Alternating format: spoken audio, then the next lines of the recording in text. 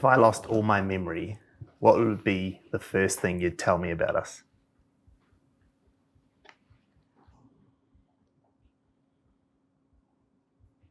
If you lost all your memory,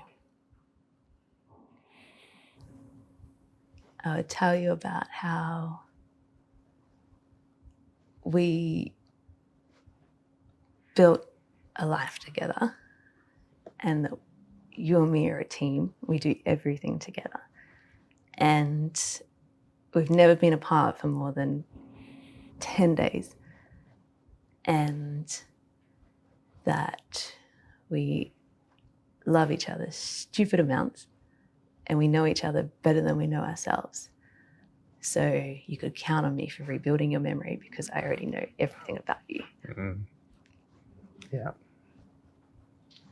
I like it. Oh, what are 3 favorite memories we share and why do we cherish them? God, so many more than 3. Mm. Because of recency, I think this trip. Yeah. This trip's been epic. Like that drive over from the airport into the city when we first got here.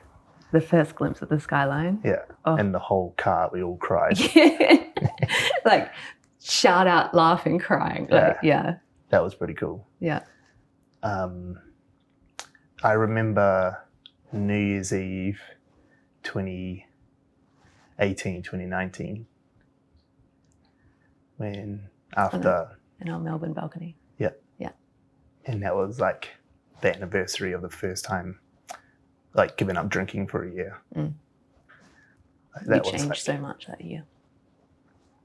Yeah, that was a big year for us because like that was the year that put us on this path.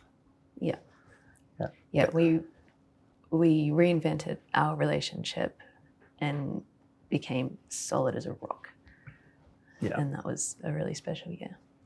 And then when I proposed. Yeah. Yeah. What is the biggest challenge in our relationship right now, and what do you think it is teaching us?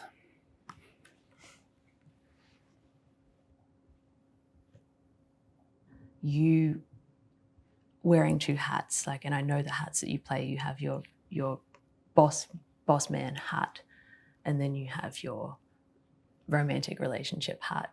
And on the way our life normally runs, it is separate and they don't cross over, and you do both really, really fucking well.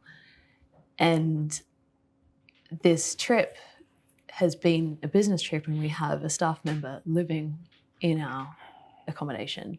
And so the boss man hat has not come off. And I haven't had the quota of romantic Stanley, like, to level me out during this trip, which I didn't. I think I mentally was aware of coming into this trip, knowing what it was, but I think I wasn't fully prepared for how it was going to make me feel.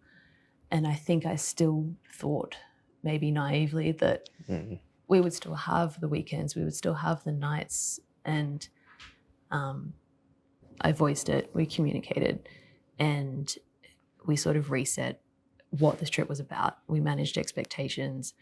I realized I just needed to pull back on my needs in that department and understand that what we're here for, and we have to double down on that. And I think it was good that we had that chat early on in the piece.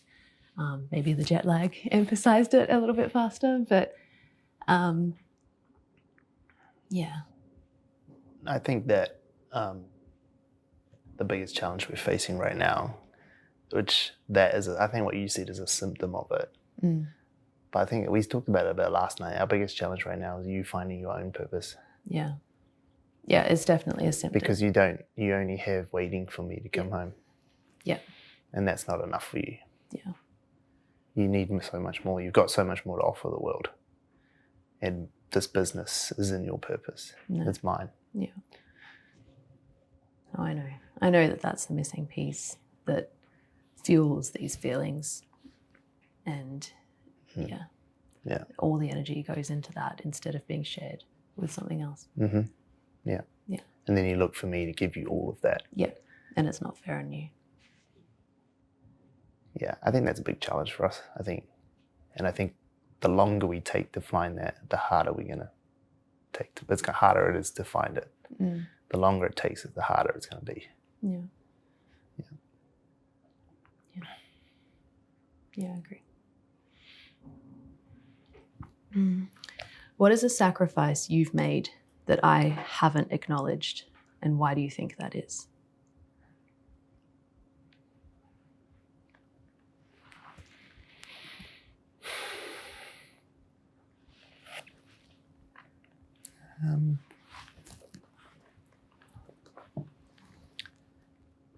Yeah, I don't know if there's many things that you haven't acknowledged. I think that there's a lot I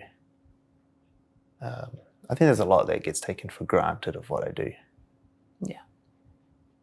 I think you know it, that I do these things.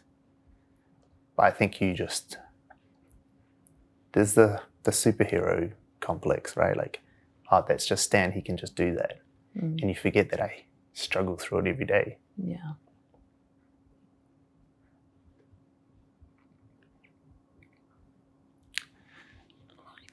All these things that are real tough for me to do, but I do them anyway because I know what it does for us. Yeah. You know it. I know you know it. I know you know it. But I think a lot of it gets taken for granted. Yeah. Yeah. I know that. I know I fall into the trap of it just becoming the new norm, and yeah, I do just think, oh, you're so capable and therefore it must be easy, and then I give it no weighting anymore because it just becomes the new foundation, right? The new normal. And every now and then we have, conversations like this or the one we had last night, and then all of a sudden, it's just like, holy shit, like, you idiot, like, I can't believe you've just been swinging along, like, enjoying the ride and not acknowledging the effort daily and just taking it for granted. Yeah, that's hard because, like, I don't need the praise. That's not what pumps me up. Like, But it's just hard when, like, the conversation shifts to me not appreciating you. Yeah. And my language is to do all this other stuff. Yeah. Like, I show you that I love you through providing for you. Yeah. So I might not, like, pick my dishes up or wash my clothes or any of that sort of stuff, but Yeah. I will go out and talk to 1,000 strangers that I hate talking to because it scares the shit out of me. But I do it because it takes our business to the next stage. And it's tough. Like, it's tough when we have those conversations where I have to say, what about all the fucking shit I do? Because I shouldn't have to say that. Yeah, I know. And that hurts. Yeah. Yeah. But I know you know. And we talk about it, and we're good about it. Yeah, I know.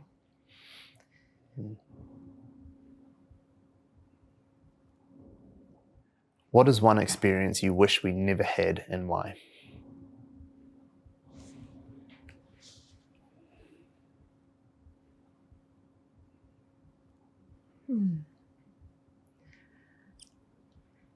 That's tough because anything that has been a bump in the road is the reason that we've got here, is the reason, the path we've traveled. So we've literally made the best out of every worst situation that we've been in. And I really don't have any regrets. Like,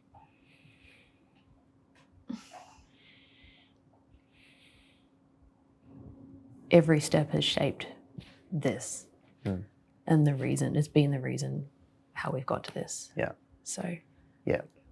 The person I am today is like come out of all those struggles. The thing I learned from those conversations, the reason I gave up drinking and just all that stuff. Yeah. Like, oh, it's so good. Like, we've got such a good life because of it now. Yeah. Yeah. I mean, there's probably some silly experiences, but nothing crazy. No. What is the pain in me you wish you could heal, and why? I think you know the answer. I think you know the answer. Just insecurities. Like, there isn't a person who meets you who doesn't think you're beautiful and smart and talented and amazing. There isn't a person in the world who meets you who doesn't think all of those things. And you go through life thinking you're the opposite. And I just don't understand. I don't know how to convince you otherwise. I don't know how to show you what I see. It makes me sad because, like, all I see is this amazing person.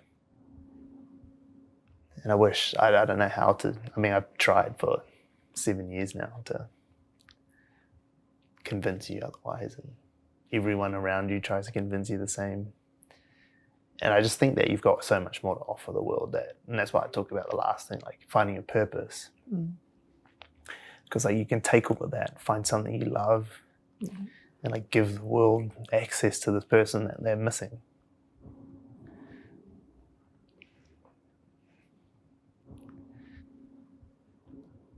Yeah. I knew that would be your answer. If this was our last conversation, what would you never want me to forget?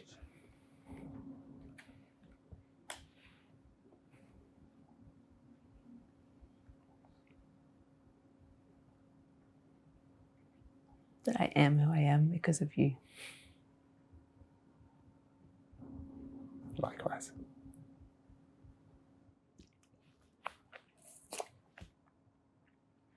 Why do you love me?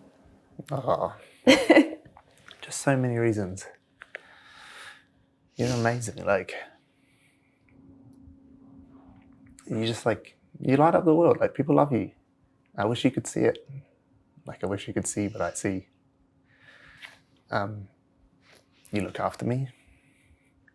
I would be 50 kgs heavier if it wasn't for you. I'd be an alcoholic.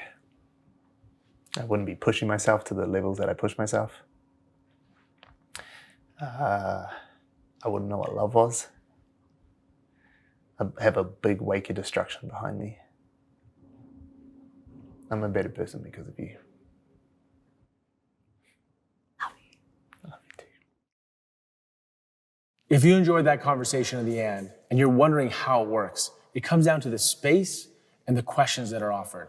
And we've taken that learning and distilled it down into a book. It's called 12 Questions for Love, a guide to intimate conversations and deeper relationships. You can order your book now, available anywhere you get your books, available in ebook, audiobook, and hardcover. And most importantly, thank you for watching.